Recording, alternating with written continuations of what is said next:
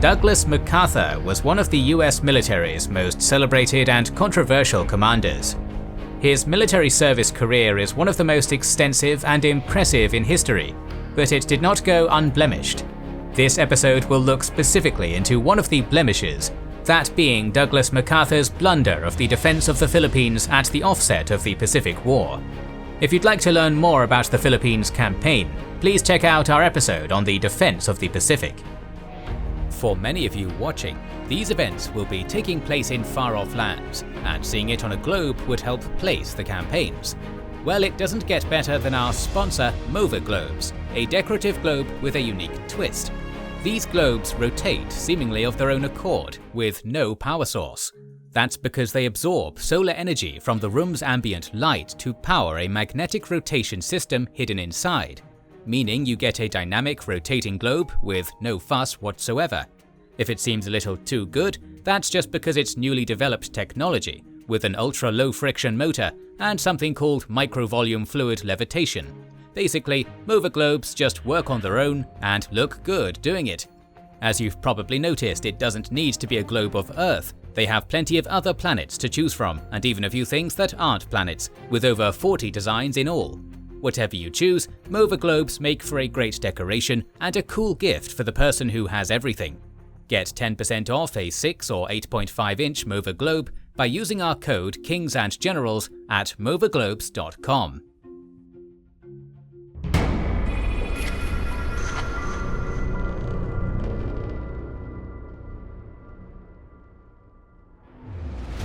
Douglas MacArthur was born on January 26, 1880, at Little Rock Barracks in Little Rock, Arkansas, to Arthur MacArthur Jr. and his wife Mary Pinckney Hardy MacArthur. They had 3 sons, Douglas being the youngest, after Arthur III, born in 1876, and Malcolm, born in 1878. The family lived on a succession of army posts on the old American West, where Douglas, according to himself, learned to ride and shoot even before I could read or write, indeed almost before I could walk and talk. Douglas MacArthur was the military brat son of Arthur MacArthur Jr., who held an impressive military career, serving in the Union Army during the American Civil War and becoming Governor General of the Philippines. The stage was set for Douglas MacArthur to distinguish himself with an extensive military career, taking part in the Philippine-American War, Mexican Revolution, World War I, World War II, and the Korean War.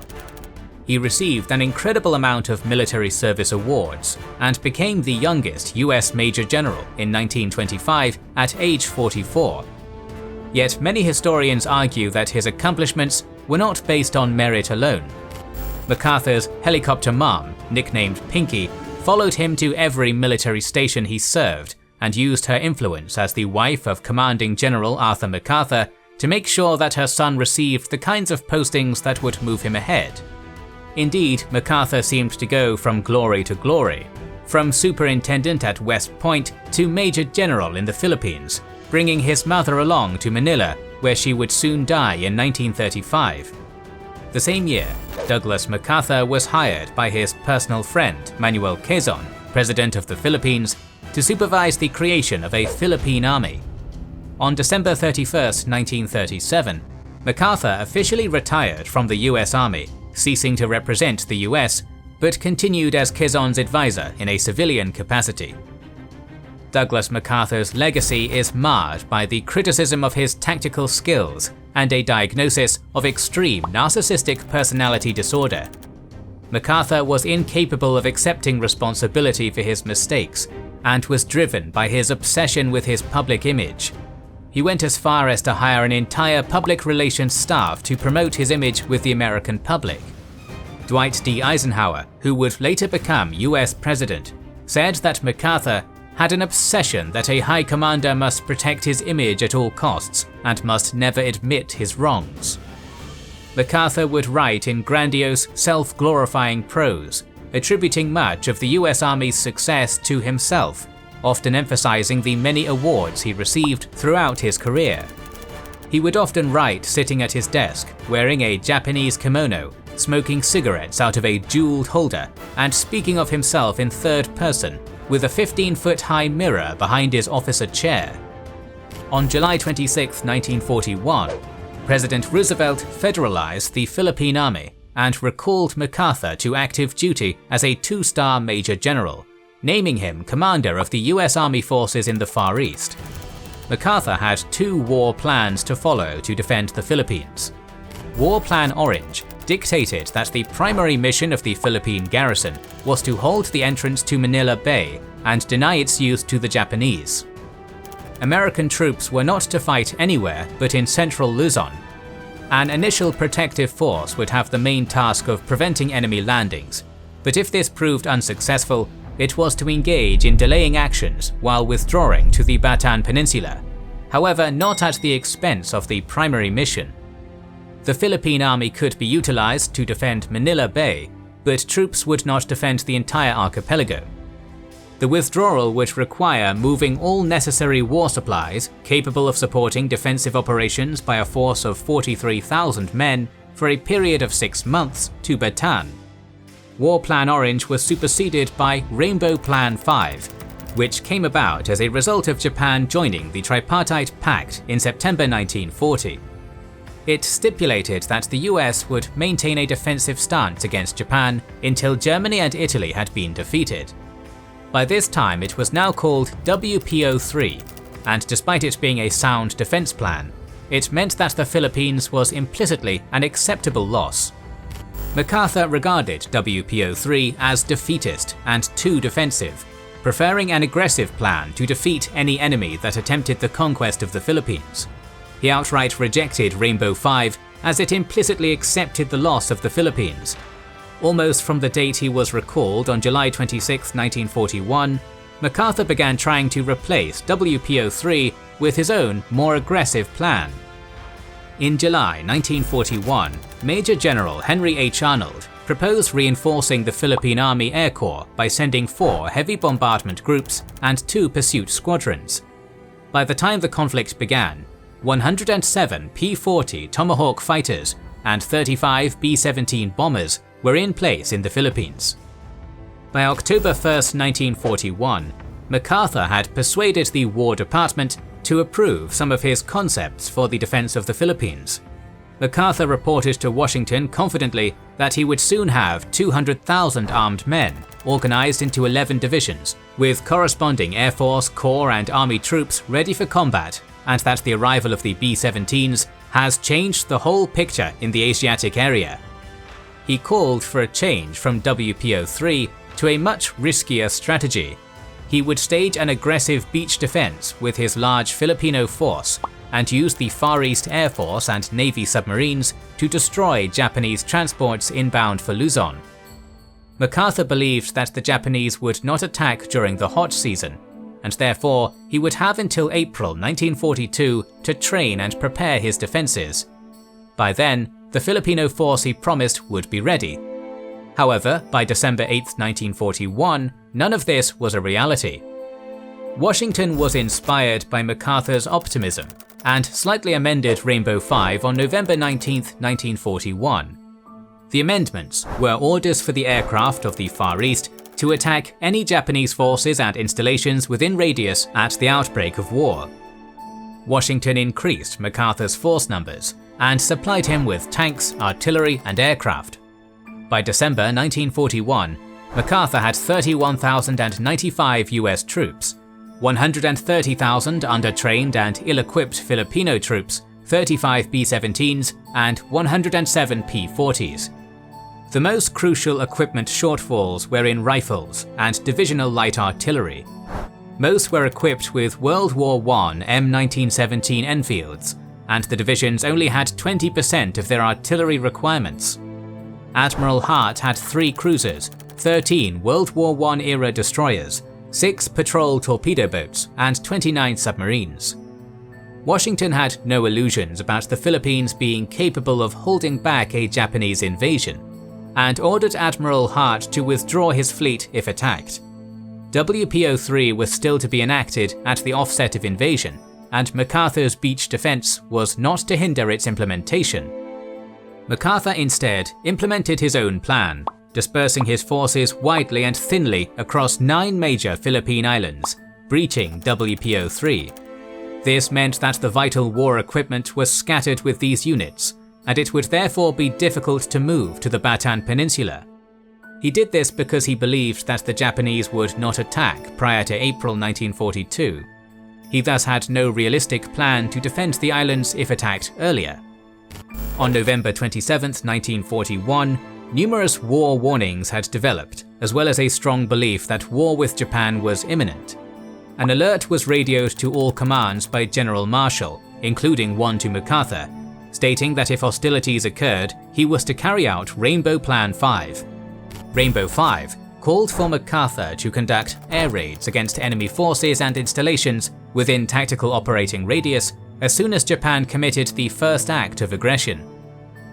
Despite this, MacArthur pursued his beach offensive plan based on the forces he expected to have by April 1942. Within minutes of the Japanese attack on Pearl Harbor at 2:30 am on December 8, 1941, Manila time, the news was received by HQ in the Philippines and MacArthur was informed by 3 am. Brereton got the news at 4 am from MacArthur's Chief of Staff, Lieutenant Colonel Richard Sutherland, and immediately placed the Air Force on war alert. At 5 am, Brereton asked MacArthur permission to bomb Formosa, but he was denied access to MacArthur by Sutherland. Sutherland responded by insisting on a preliminary photo reconnaissance mission to find out what they were going to bomb at Formosa before doing so. At 5:30 am, MacArthur received a cable from Washington instructing him to execute War Plan 5 at once. Yet MacArthur seemingly did nothing. At 6:15 am, MacArthur was informed by Admiral Hart that Japanese carriers had bombed the American seaplane tender William B. Preston in Davao Bay on Mindanao. At 7:15, Brereton asked permission to bomb Formosa again, and Sutherland responded, "MacArthur said no, we must not make the first overt act. Your role is defensive for the time being." At 8, General Harvey H. Arnold called Brereton from Washington, warning him not to let his planes be attacked on the ground. Brereton began ordering his aircraft to circle the airfields by 8:30 am. At 9:25 am, Brereton was informed that Japanese bombers had attacked Tuguegarao Airfield and USA FFEE Summer HQ at Baguio. Brereton telephoned Sutherland, asking permission to bomb Formosa, and Sutherland refused yet again. At 9:40 am, Brereton received instructions to send a photo reconnaissance flight over Formosa, and if they identified targets, a bombing raid would be approved in the afternoon. At 10:14 am, MacArthur finally approved a bombing attack on Formosa. At 10:30, aircraft began landing to be refueled, and at 10:45, the B-17s were ordered to be armed with bombs, in anticipation of a launch at 2 p.m. to attack Formosa. At 12:35 p.m., 26 Nells and 27 Bettys bombed Clark Field, escorted by 34 Zero fighters, which strafed aircraft on the ground. 7 minutes later, 53 Bettys bombed Iba Field, and 51 Zero fighters strafed aircraft on the ground. Most of Brereton's aircraft at Clark Field Air Base were sitting on their airstrips when attacked. Of the 17 B-17s on the ground at Clark Field, 12 were destroyed and 4 damaged. 34 P-40s were destroyed on the ground or in aerial combat. Half of the Far East Air Force was destroyed on the ground in the first 45-minute attack, and in the following week, continued Japanese air attacks reduced Brereton's remaining aircraft to a handful of P-40s and B-17s. From December 17th to December 20th, realizing that there were not enough fighters to protect the B-17s, MacArthur ordered the remaining 14 B-17s to retreat to Australia. There was no formal investigation of what took place in regards to the failure preceding the bombings of Clark and Iba airfields. Many historians argue that MacArthur's personal 40-year friendship with President Quezon had a lot to do with what occurred. President Quezon had visited Tokyo in 1938, where Japanese officials told him that Japan had no aggressive intentions towards the Philippines and only wanted trade. The Philippines was approaching independent status, and Quezon naively believed that Japan might not invade them. Indeed, without its consent, the Philippines had been included in Japan's Greater East Asia Co-Prosperity Sphere, giving Quezon some reason to believe they would be spared. Quezon was trying to avoid thousands of Filipino deaths and untold destruction.